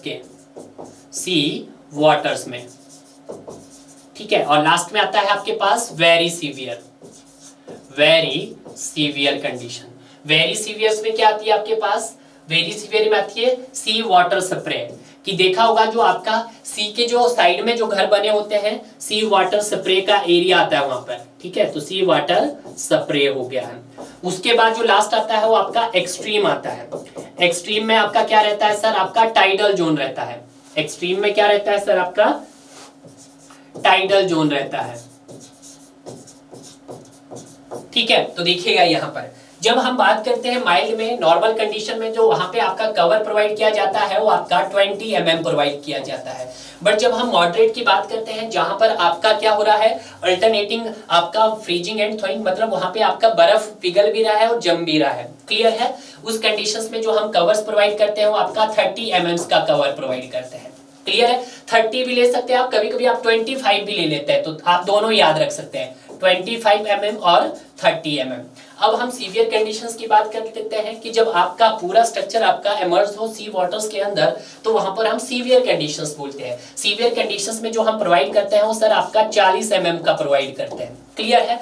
वेरी सीवियर मतलब सी वाटर स्प्रे। देखा होगा कि जब सी के किनारे के जो घर होते हैं, जब आपका सी में क्या आती है आपकी, थोड़ा सा वहां पे पानी का मूवमेंट होता है, तो वहां पे पानी के छींटे पड़ते हैं। जब पानी के छींटे पड़ते हैं तो उस कंडीशन को हम वेरी सीवियर बोलते हैं। तो उस कंडीशन में जो हम कवर्स प्रोवाइड करते हैं वो आपका 50 mm का प्रोवाइड करते हैं। बट जब हम एक्सट्रीम की बात करते हैं, मतलब टाइडल जोन की बात करते हैं, जहां पे लहरें आती हैं, तो उस कंडीशन में जो मिनिमम कवर दिया जाता है वो आपका 75 mm दिया जाता है। यहाँ पे जो कवर बोला गया वो किससे बोला है? कि सी वाटर्स, कि इमर्ज इन सी वाटर, की जो आपके पास कंक्रीट स्ट्रक्चर है वो पूरी तरह से किसमें? आपके सी के अंदर इमर्ज है। तो सी के अंदर जो इमर्ज वाली कंडीशन है वो आपकी सीवियर कंडीशन है। तो सीवियर में आपको कितना देना है सर? 40 mm का देना है। तो राइट आंसर हो गया आपके पास। क्लियर है? ये तो हमने कवर्स की बात की है। अब कवर के अलावा हम मिनिमम ग्रेड ऑफ कंक्रीट भी देख लेते हैं। तो जो माइल्ड के लिए जो मिनिमम कंक्रीट हम यूज करते हैं ग्रेड, वो आपके पास M20 होता है। मॉडरेट्स के लिए जो हम करते हैं वो आपके पास M25 होता है। अगर हम सीवियर की बात करते हैं तो उसके लिए सर हमारे पास M30 रहता है। वेरी सीवियर की बात करते हैं तो सर हम उसके लिए M35 प्रोवाइड करते हैं। एक्सट्रीम की बात कर लेते हैं तो उसके लिए हम M40 यूज करते हैं। क्लियर है? तो मिनिमम ग्रेड का जो क्राइटेरिया था वो भी हमने यहाँ पर फुलफिल कर दिया है डियर।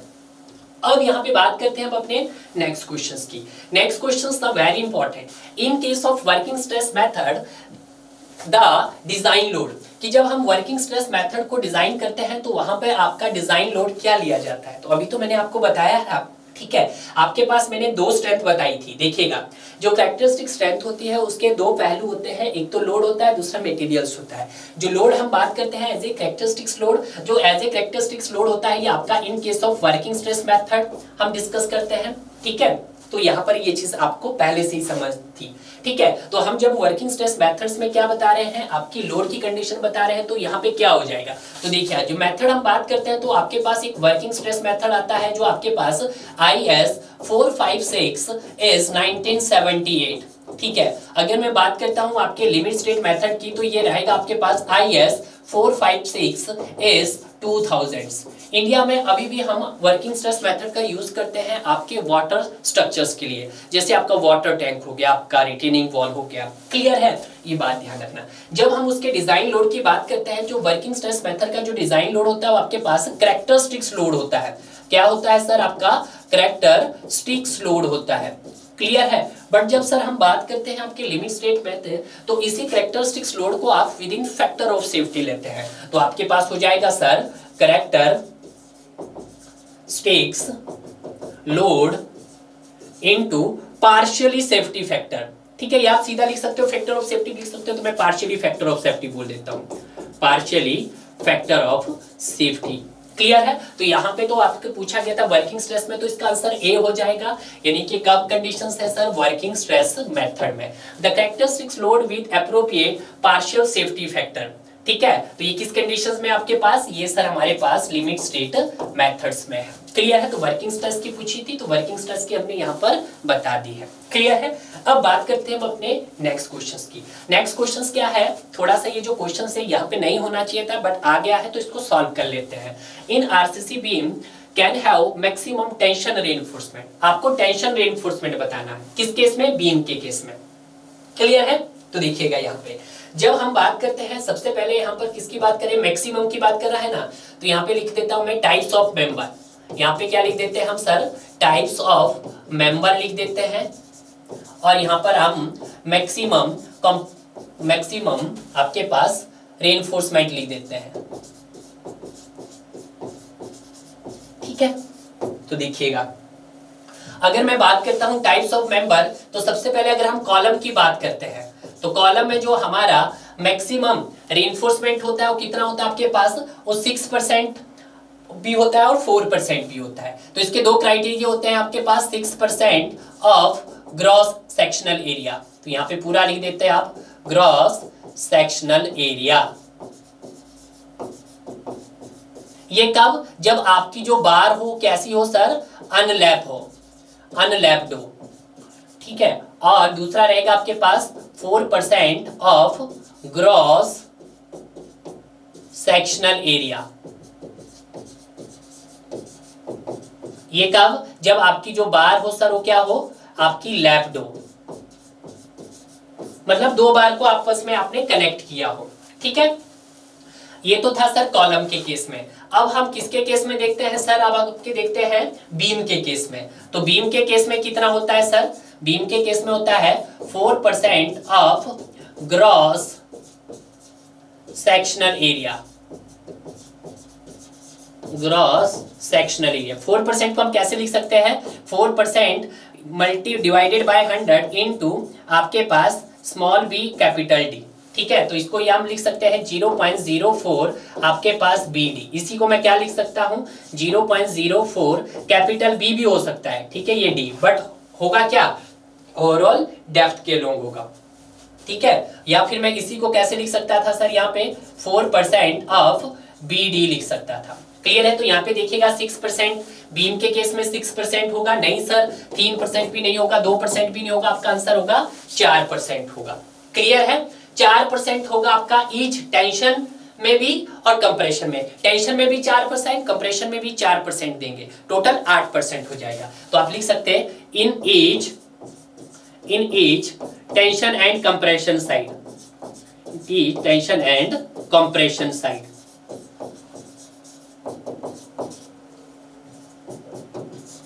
ठीक है। उसके बाद एक और याद रख सकते हैं आप हैंगर बार का, ये भी क्वेश्चंस में कभी कभी पूछ लिया जाता है। तो हैंगर्स बार का क्या रहता है, हैंगर बार का रहता है 2% of gross sectional area.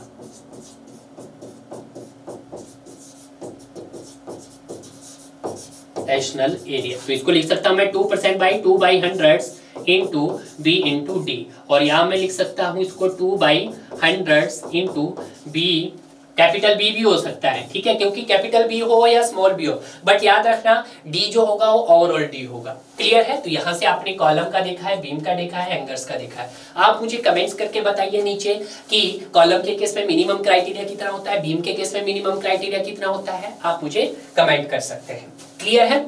Next question क्या है कि characteristic strength of concrete is measure by. अब यहाँ पे जब बात करते हैं कि characteristic strength of concrete is measure by, किससे मेजर की जाती है, आपके FCK से मेजर की जाती है। ये जो कैरेक्टरिस्टिक स्ट्रेंथ हो सकती है आपके पास, ये M10 से रिप्रेजेंट कर सकते हैं हम, M15 से कर सकते हैं हम, और आपके पास M20, इसी तरह से आपके पास ये कैरेक्टरिस्टिक स्ट्रेंथ चलती है। जैसे हम M10 की बात कर लेते हैं तो इसकी स्ट्रेंथ को किससे रिप्रेजेंट करेंगे हम, आपके न्यूटन पर mm स्क्वायर से रिप्रेजेंट करेंगे, और आपके kg पर सेंटीमीटर स्क्वायर से रिप्रेजेंट करेंगे। क्लियर है? अब जो ये मेजर की जाती है, कितने दिन पे मेजर की जाती है, 14 दिन, 28 दिन, आपकी 91 डेज या 7 डेज। जो आपके पास full characteristic strength of concrete जो मेजर की जाती है वो आपकी 28 डेज पे मेजर की जाती है। कब की जाती है सर? 28 डेज पे मेजर की जाती है। तो यहाँ पर आपका आंसर क्या हो गया सर? बी इसका राइट आंसर हो गया है। क्लियर है?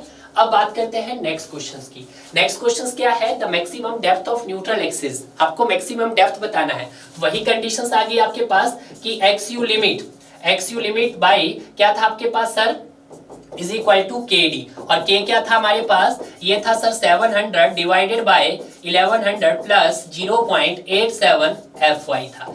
अब जब आपने क्या किया सर, FE 250 यूज किया था, तो उसके लिए क्या था सर आपको K की वैल्यू, और 0.533 आपकी K की वैल्यू, ठीक है। उसी तरह से आपके पास 0.48 आया सर K की वैल्यू के लिए, कब, जब सर आपने FE 415 यूज किया है। बट सर जब आपने FE 500 यूज किया तो आपके पास 0.46 आया K की वैल्यू, और जब आपने FE क्या किया सर 550 किया तो आपके पास 0.44 आई K की वैल्यू। तो आज क्वेश्चंस में क्या बोला गया आपके पास, आज तो क्वेश्चंस में 415 बोला गया है। तो 415 के लिए आपको निकालना है, तो 415 के लिए कितना है 0.48, तो आप इसको आगे सॉल्व करके लिख सकते हैं, दैट इज 0.53D हो गया आपके पास 0.48D हो गया है, 0.46D हो गया है, 0.44D हो गया है। क्लियर है? ये बात आपको क्लियर हो गई है। यानी कि यहाँ पर लिख सकते हैं कि XU limit is equal to K into D। तो आपके पास ये आ गया है, तो यहाँ पे आंसर क्या आ गया है आपके पास 48। तो आपके पास ये भी नहीं है, ये भी नहीं है, आपके पास बी इसका राइट आंसर आ गया है। आपने नीचे मुझे बताना है FE 650 के लिए आपको कैलकुलेट करना, तो 650 के लिए क्या कर दो आप, FY की जगह 650 पुट कर दो। क्लियर है? तो ये भी क्वेश्चन आपका हल हुआ हो गया। क्लियर है? Next, IS has specified full strength of concrete, कि जो इंडियन स्टैंडर्ड कोड है उसने जो आपके कंक्रीट की स्ट्रेंथ को फुल कब स्पेसिफाइड किया है, 7 के लिए कि 14 के लिए या 21 के लिए या 28 डेज के लिए। तो यहाँ पे जो फुल स्ट्रेंथ उसने स्पेसिफाइड की है वो आपको 28 डेज के लिए स्पेसिफाइड की है। तो देखिएगा यहाँ पे कुछ टेबल है, उस टेबल्स को अगर आप लर्न रख सकते हैं तो ज्यादा बेटर हो जाएगा। ठीक है, full strength of concrete, full strength of concrete is achieved by 28 days में। कब अचीव की जाती है आपकी, 28 डेज में अचीव की जाती है। तो यहाँ पे देखिएगा आपके पास कि जो यहाँ पर एक दिन की स्ट्रेंथ होगी, 1 डे की स्ट्रेंथ, 3 दिन की स्ट्रेंथ, और आपके पास 7 दिन की स्ट्रेंथ, और आपके पास 14 डेज की स्ट्रेंथ, और आपके पास डेज है आपके पास, और आपके पास 21 डेज की स्ट्रेंथ, और 28 डेज की स्ट्रेंथ आपको बतानी है। तो एक दिन की स्ट्रेंथ जो होगी आपके पास वो 16% होगी। यहाँ पे मैं लिख देता हूँ strength of concrete, strength of concrete लिख देते हैं यहाँ पर। ठीक है, और यहाँ पर मैंने कुछ डे बता दिया आपको, डेज। ठीक है, तो एक दिन में 16% स्ट्रेंथ आती है, जबकि 2 दिन में कितनी 3 दिन में कितनी आ जाती है, 40% आ जाती है। 7 दिन में आपको कितनी स्ट्रेंथ मिल जाती है, 65% स्ट्रेंथ मिल जाती है। 14 डेज में आपको कितनी सर, 90% तक स्ट्रेंथ मिल जाती है। 28 डेज में आपको 94 तक बन जाती है, और 28 में आपको 99% तक स्ट्रेंथ अचीव हो जाती है। यानी कि जितनी स्ट्रेंथ आपको गेन होनी चाहिए थी वो बियॉन्ड द 28 डेज हो जाती है। क्लियर है। अब कई का मानना होगा सर एक साल तक चलती है स्ट्रेंथ। हाँ, जो आपकी रिमेनिंग स्ट्रेंथ रहती है 1%, वो आपकी विद इन 6 मंथ भी कंप्लीट हो सकती है, 1 ईयर्स के अंदर भी कंप्लीट हो सकती है, कभी कभी 3 साल भी लग जाते हैं। क्लियर है। बट जो मैक्सिमम स्ट्रेंथ जो आपकी गेन होती है बियॉन्ड द 28 डेज में ही हो जाती है। क्लियर है। तो इसका आंसर भी आपके पास 28 डेज आ गया है। अब यहाँ पे बात करते हैं नेक्स्ट कि permissible compressive strength of M20 concrete. अब देखिएगा यहाँ पे अगर मैं बात करता हूँ M20, तो यहाँ पे सबसे पहले मैंने आपको बताया था कि MX, M का मतलब क्या होता है आपके पास, मिक्स होता है, और X का मतलब क्या होता है आपके पास यहाँ पे कंप्रेसिव स्ट्रेंथ होता है। क्या होता है सर आपके पास, कंप्रेसिव स्ट्रेंथ ऑफ कंक्रीट होता है।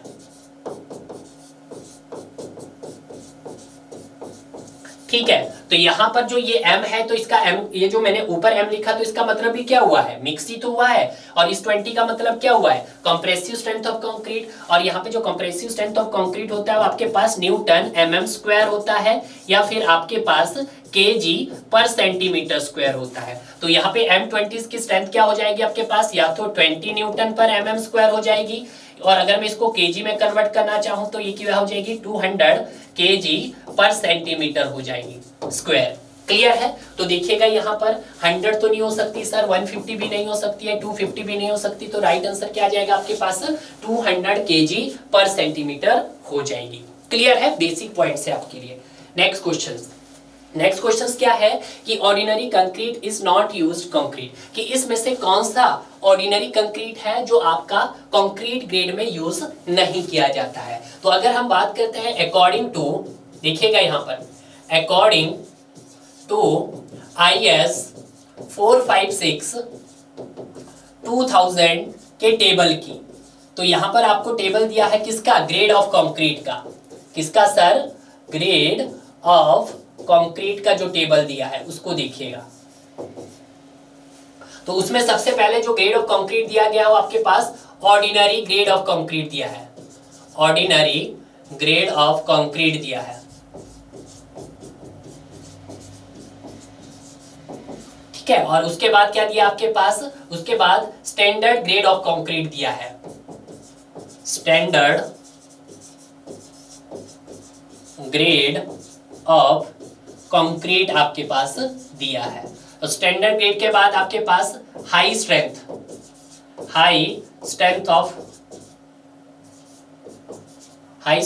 Grade of concrete.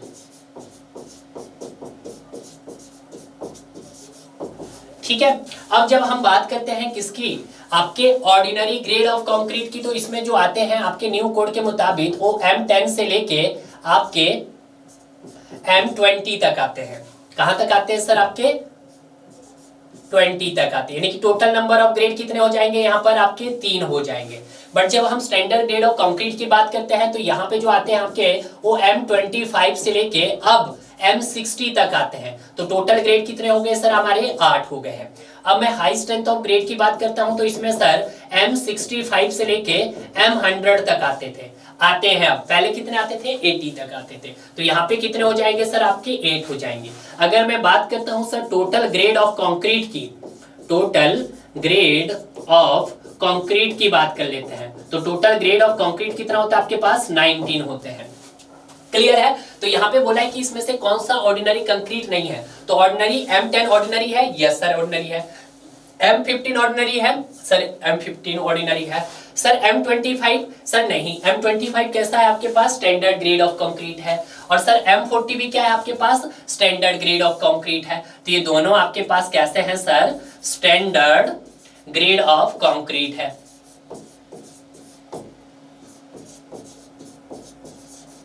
ठीक है। और M10 और M15 क्या आपके पास ऑर्डिनरी ग्रेड ऑफ कंक्रीट है। तो उसने बोला है कौन नहीं है, तो यहाँ पर आपका आंसर सी भी हो सकता है और डी भी हो सकता है, यानी कि सी एंड डी। तो यहाँ पे भी आप दोनों ही ऑप्शन पे जाएंगे। अब जब दोनों ही ऑप्शन पे जा रहे हैं तो इसके जो मार्क्स हैं कॉमन मिल गए, सभी को मिल गए होंगे। क्लियर है, तो ये भी आप इस तरह से इसको चेक कर सकते हैं। टोटल नंबर ऑफ बोला आपसे पास तो कितने हैं सर, 19 है। क्लियर है, देखिएगा दोबारा से M25 किस में आ रहा है आपका, स्टैंडर्ड में आ रहा है। M40 किस में आ रहा है सर आपका, वो भी सर स्टैंडर्ड में आ रहा है। ठीक है, ऑर्डिनरी कौन से नहीं है आपके पास, ये दो ऑर्डिनरी की लिस्ट में नहीं है। क्लियर है, ये भी हो गया सर। अब बात करते हैं नेक्स्ट क्वेश्चन की। The modular ratio M is given bye, देखिएगा मैंने अभी बताया था आपके पास कि जो मॉड्यूलर रेशो होता है आपके पास M, वो आपके पास क्या होता है, elasticity of steel divided by elasticity of concrete. Elasticity of steel कितना है आपके पास, 2 × 10⁵ और कंक्रीट का क्या निकलता है आपके पास 5000 आपके पास √FC के। ये कब है आपके पास, शॉर्ट टर्म मॉडुलस है आपके पास, शॉर्ट टर्म मॉडुलस है। अगर मैं उसको लॉन्ग टर्म मॉडुलस बनाना चाहूं तो मॉडुलर क्या हो जाएगा आपके पास E। इसको थोड़ा सा भाई आप इस तरह से लिख दो, ठीक है, आपको नहीं तो स्ट्रेन लग रहा होगा। ये ES/EC इज इक्वल टू, ये एजिटेड रहेगा 2 × 10⁵ डिवाइडेड बाय 5000 √FC के। इसको मल्टीप्लाई कर दीजिएगा 1 + थीटा से। थीटा क्या है आपके पास, क्रीप कोफिशिएंट। तो ये क्या आ गया आपके पास, ये आ गया सर लॉन्ग टर्म मॉडुलस आ गया है। ये किस कंडीशन में सर हमारे, ये सर लिमिट स्टेट मेथड में है। वर्किंग स्ट्रेस मेथड में देखना चाहेंगे तो बिल्कुल सही। तो M क्या होता है आपके पास, तो ये हो जाता है ES divided by EC is equal to 280/3 sigma CBC। ये किस केस में आपके पास, वर्किंग स्ट्रेस मेथड में है। तो यहाँ पे modular ratio is given by 280/सिग्मा CBC नहीं, 280/2 सिग्मा CBC नहीं, 280/3 सिग्मा CBC। यस सर, तो राइट आंसर क्या हो गया आपके पास, सी हो गया है।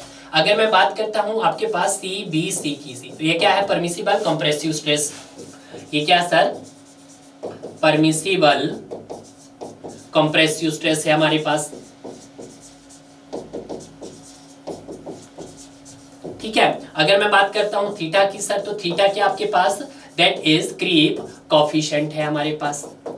ठीक है, अब क्वेश्चन ये भी उठता है सर कि जो क्रीप कोफिशिएंट क्या होता है आपके पास, क्रीप कोफिशिएंट होता है अल्टीमेट क्रीप स्ट्रेन। ये भी लिख देता हूं मैं, ultimate creep strain, ultimate creep strain to the elastic strain at the age of loading, elastic strain at the age of loading. ठीक है, क्लियर है। अब जब आपके पास जो क्रीप ऑफ कोफिशिएंट है जिसको आपने थीटा से रिप्रेजेंट किया है, वो किस पे डिपेंड करता है, वो आपका एज ऑफ लोडिंग पे डिपेंड करता है। तो यहाँ पर एक टेबल है जो आपको याद रखना है, एज ऑफ लोडिंग का, और यहाँ पर आपके पास थीटा का। थीटा बोले क्रीप कोफिशिएंट्स। तो यहाँ पर जो एज ऑफ लोडिंग रहती है वो देखिएगा यहाँ पर 7 डेज पे कितनी रहती है सर आपके पास, 28 डेज पे कितनी रहती है हमारे पास, और आपका 1 ईयर्स पे कितनी रहती है। जैसे जैसे आपका एज ऑफ लोडिंग बढ़ेगा वैसे वैसे आपका जो क्रीप कोफिशिएंट वो डिक्रीज होगा। तो यहाँ पर आपके पास 2.2 रहेगा, या आपके पास 1.6 रहेगा, और यहाँ पर आपके पास 1.1 रहेगा। क्लियर है, तो ये भी क्वेश्चन पूछा जा सकता है कि जैसे जैसे क्या होगा आपके पास एज ऑफ लोडिंग बढ़ेगा आपका, तो वैसे वैसे आपका जो थीटा मतलब क्रीप कोफिशिएंट है वो क्या होगा आपका, डिक्रीज होगा। क्लियर है, तो इस तरह से आपको ये चीजें भी क्लियर होनी चाहिए। अब यहाँ पे जो बात करते हैं हम अपने नेक्स्ट क्वेश्चंस की बात करते हैं। नेक्स्ट क्वेश्चंस क्या है, partially safety factor for concrete की बात कर रहा है। तो यहाँ पे जो हम पार्शियली सेफ्टी फैक्टर की बात करते हैं, या आप बोल सकते हैं उसको फैक्टर ऑफ सेफ्टी, तो हम बात करेंगे आपके कंक्रीट के केस में भी और आपके स्टील के केस में भी हम बात करेंगे। ठीक है, तो जब हम बात करेंगे किसके, वर्किंग स्ट्रेस मेथड में पहले, तो उसको क्या बोलेंगे हम, फैक्टर ऑफ सेफ्टी। और जब हम LSM में इसको बोलेंगे तो इसी फैक्टर ऑफ सेफ्टी को क्या बोला जाता है, पार्शियली सेफ्टी फैक्टर बोला जाता है। तो हम बात करेंगे LSM में।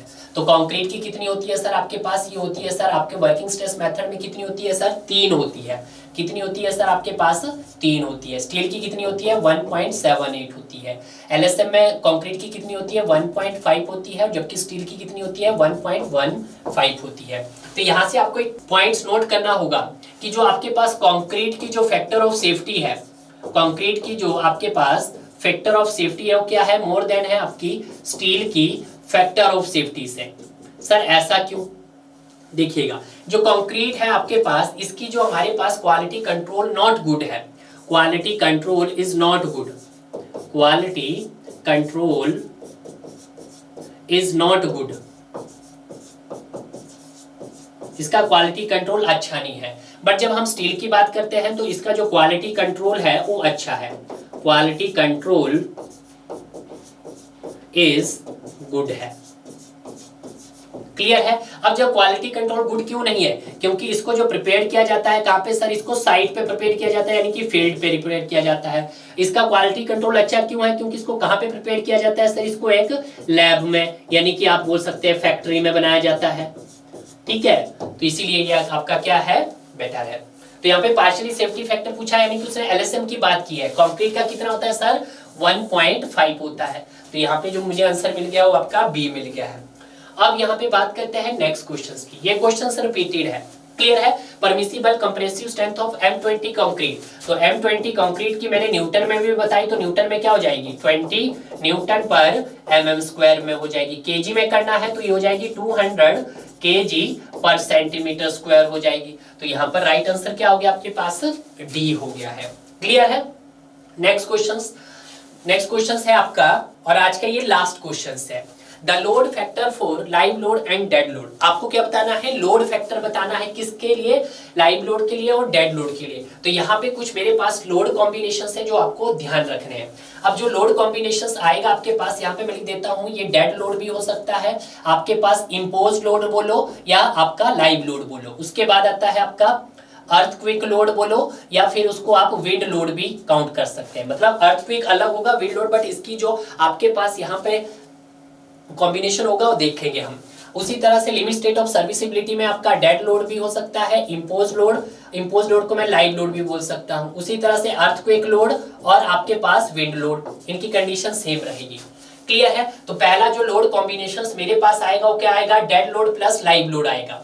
तो यहां पर मैं एक लाइन ले लेता हूं ताकि आप कंफ्यूज ना हो। पहला क्या आएगा सर मेरे पास, पहली कंडीशन आएगी, पहली आपके पास कैसा हो सर, डेड लोड भी हो प्लस आपके पास लाइव लोड कॉम्बिनेशन हो। तो डेड लोड का जो हम यहाँ पर फैक्टर्स प्रोवाइड करेंगे लिमिट स्टेट ऑफ कोलैप्स में, वो कितना करेंगे सर, 1.5, और आपके इम्पोज लोड और लाइव लोड के लिए भी 1.5। अर्थक्वेक और विंड लोड का मेंशन ही नहीं है, ठीक है। बट जब हम बात करेंगे आपके लिमिट स्टेट ऑफ सर्विसिबिलिटी के, तो लिमिट स्टेट ऑफ सर्विसिबिलिटी में क्या रहेगा सर, आपका डेड लोड भी 1 रहेगा आपके पास, ठीक है, और इम्पोज लोड और आपका लाइव लोड भी 1 रहेगा, बट यहाँ पे मेंशन ही नहीं है। क्लियर है? दूसरा जो कॉम्बिनेशन हो सकता है आपके पास, वो सर डेड लोड हो सकता है आपके पास, वो सर विंड लोड भी दे सकता है और अर्थक्वेक लोड भी दे सकता है। तो उस कंडीशंस में क्या होगा आपके पास लोड फैक्टर, तो उस कंडीशन में आपके पास डेड लोड का 1.5 और 0.9 होगा। 1.5 कब होगा, जब नॉर्मल कंडीशंस होगी। 0.9 कब होगा, जब आपके पास स्टेबिलिटी अगेंस्ट ओवरटर्निंग होगी। स्टेबिलिटी अगेंस्ट ओवरटर्निंग मतलब इन केस ऑफ डैम की बात की होगी अगर उसने। क्लियर है? बट तो यहाँ पे इम्पोज लोड लाइव लोड का मेंशन नहीं है, तो अर्थक्वेक लोड का कितना रहेगा आपके पास, तो इसमें भी 1.5 रखेंगे यहाँ पर। जब हम बात करेंगे लिमिट स्टेट ऑफ सर्विसिबिलिटी में, तो वहां पे क्या रहेगा सर, आपका 1 रहेगा, इम्पोज लोड लाइव लोड में है नहीं, अर्थक्वेक का 1 रहेगा, ठीक है।